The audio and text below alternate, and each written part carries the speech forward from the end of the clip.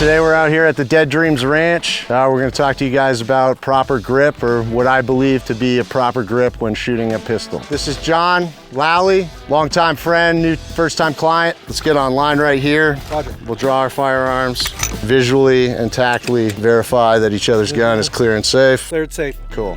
Thank you. I like to start out at about a 70-30, right? We want about 30% grip, just less than a firm handshake. All right, and that's when I'm gonna be drawing my gun from the holster. If I'm gonna be shooting one-handed, every time I hold this pistol in my firing hand, my dominant hand, think 30% grip, all right? And what I tell people is I like to point with my thumb, all right? So if I'm pretending I'm holding my pistol, I'm just gonna marry these two together, wrap around. These touch points I developed, one is gonna be my support hand thumb, all right? The other is gonna be my support hand middle finger. I think about the application of pressure on my right hand middle knuckle. So I don't want to perceive the pressure in my right hand. I want to feel the application of that pressure with my left hand, okay? Firearms, right? So you can point with your thumb, stand out. All right, so let's get that good. Middle finger, support hand, pressing on middle knuckle, right hand, correct? Cool. Roll over here, let's look at that thumb. We got that thumb on that nice touch point right there on these beautiful Glock firearms. All right, so now that we're online, let's go ahead and load and make ready.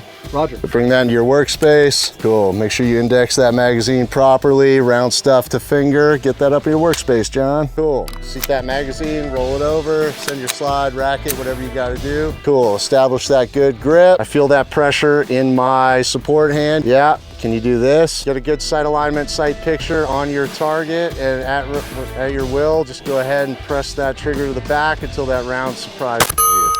Get that good first sight picture, crack the shot off, make sure you come to a rest on your second sight picture. That's where that bullet went. Sweep for more targets, nothing else to kill. Finger straighten off the trigger. Go ahead and holster slowly. This firearm, Manual Defense M4A1. It's the same gun I carried as a EOD tech. This is a 14.5-inch upper, maybe 15-inch upper, and I think we got the new Dead Air. So this came highly recommended from Turner's Outdoors, so we're gonna give it a go. However, as a home defense weapon, I would not choose the M4A1 because the ballistics in the 5.56, if you miss your target or shoot your target, that round's gonna go through the bad guy. It's gonna go through your front door, it's gonna go through your neighbor's window and into his house, and God forbid that ever hits anybody. So, beautiful gun. I highly recommend everybody have one of these. Am I gonna buy it for home defense? Absolutely not. This is what I think you need to buy for home defense. If I was gonna buy just one gun, this happens to be the Response by M&P. All right, the M&P Response, it's an all polymer pistol caliber carbine, just AR platform chambered in 9mm. If I was gonna buy one gun, it'd be this. I can do everything with it. You can put a magnified optic. This thing's trustworthy up to 200 yards, but as far as getting a heavy round, moving slower, hitting your target, I would go pistol caliber carbine. I prefer 9mm just because it's so economical.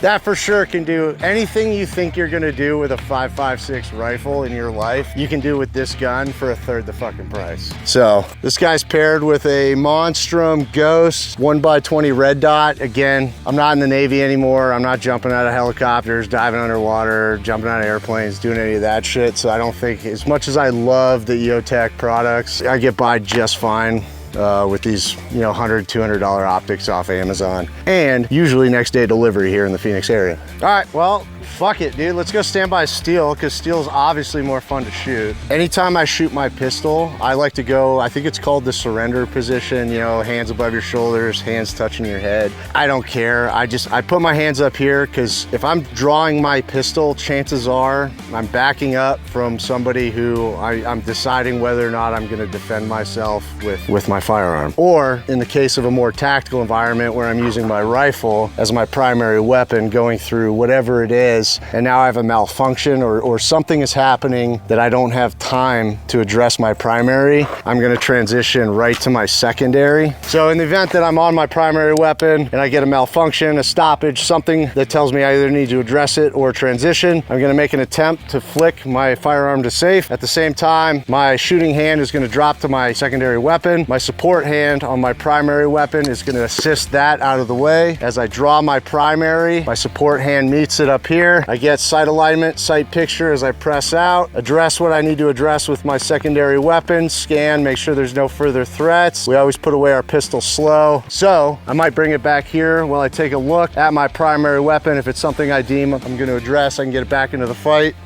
I'll holster that. Maybe I'm going to get more ammo, get my primary back in the fight. Good to go. Surrender position matters. Okay, so maybe I'm at Circle K somewhere, somebody wants to rob me even though I look homeless and I have nothing for them to take. Cool, so I might be backing up, hands up, buzzer. All right, something tells me I'm going for my gun. What I practice is touch points, all right? So my hand's immediately gonna drop, establish the touch point on my pistol, which is a place that I know that when my fingertips hit touch point drive, my hand is gonna land on the frame of my pistol exactly where I want it to, all right?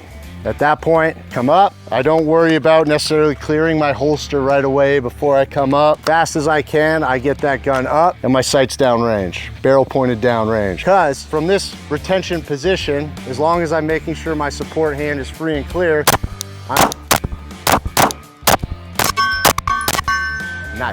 I'm free to fire downrange, right? With high probability that as long as I have these touch points developed, my firearm is gonna be pointed in the direction I want it and I'm free to send those rounds, right? Or if I'm gonna keep my draw going, I'll marry my hands up here, get sight alignment, sight picture as fast as possible, because even from this position, I can begin firing my firearm, get into that more stable, squeeze, squeeze, squeeze.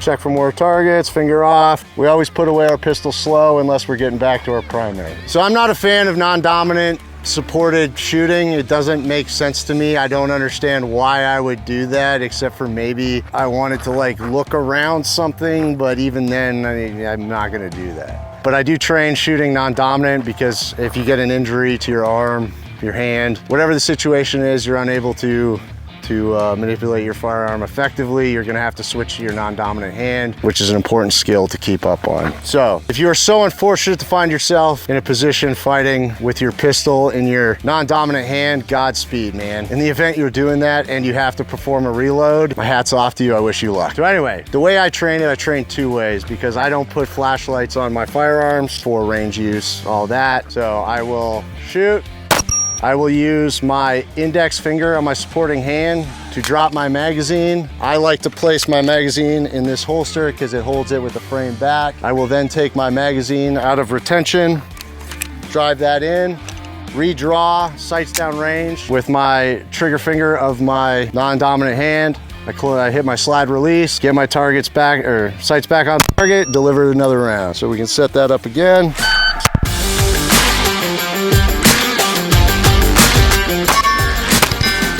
How does that feel to you? So pistol or rifle, like grip matters, right? We want to get, the pistol, I tell you to get up on that beaver tail. The rifle, I tell you the same thing.